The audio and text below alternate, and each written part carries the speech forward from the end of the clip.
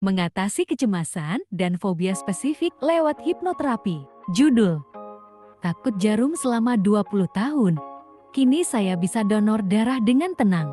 Nama klien, Rina, nama disamarkan. Usia, 29 tahun.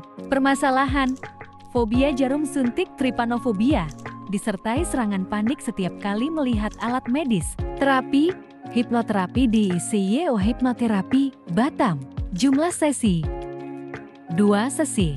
Latar belakang permasalahan. Sejak usia 9 tahun, Rina mengalami ketakutan luar biasa setiap kali berhadapan dengan jarum suntik.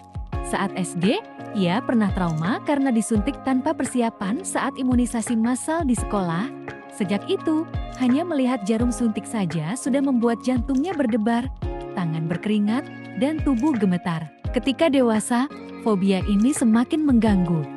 Setiap kali perlu tes darah, vaksinasi, atau tindakan medis lainnya, Rina selalu mengalami serangan panik, menangis, sesak napas, dan kadang pingsan. Ia merasa frustrasi, malu, dan lelah karena tidak bisa mengendalikan reaksinya sendiri. Awal mula bertemu hipnoterapi. Rina mengenal hipnoterapi dari media sosial.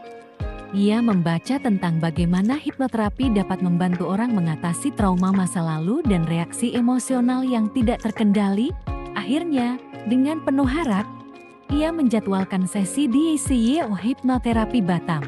Sesi pertama, menemukan akar masalah. Dalam sesi pertama, terapis membimbing Rina masuk ke kondisi hipnosis yang dalam dan tenang. Di bawah bimbingan tersebut, Rina kembali ke memori masa kecilnya ke momen saat ia disuntik di sekolah. Ia menyadari bahwa rasa takutnya bukan hanya karena rasa sakit, tapi karena merasa tidak aman dan tidak dihargai. Melalui proses regresi memori, terapis membantu Rina memproses ulang kejadian itu dengan sudut pandang dewasa. Ia diberi sugesti bahwa sekarang ia adalah pribadi yang kuat, bisa memilih, dan mampu menghadapi situasi medis dengan tenang dan percaya diri. Sesi kedua, menanamkan rasa aman. Di sesi kedua, fokus terapi adalah menanamkan rasa aman dan kontrol diri. Rina dibimbing untuk membentuk citra mental positif, misalnya, membayangkan dirinya duduk tenang di ruang periksa, bernapas perlahan, dan tersenyum setelah berhasil disuntik. Teknik visualisasi dan sugesti positif digunakan untuk memperkuat persepsi bahwa jarum bukan lagi ancaman, melainkan alat bantu kesehatan.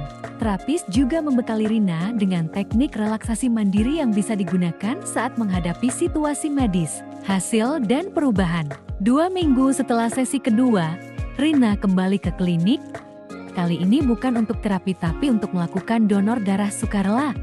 Ia tersenyum dan berkata, "Memang masih ada rasa tegang, tapi sekarang saya bisa menghadapinya. Saya tidak menangis, tidak panik, dan bisa bernapas tenang." Kini, rasa takut yang dulu terasa mencekam berubah menjadi kontrol dan keberanian.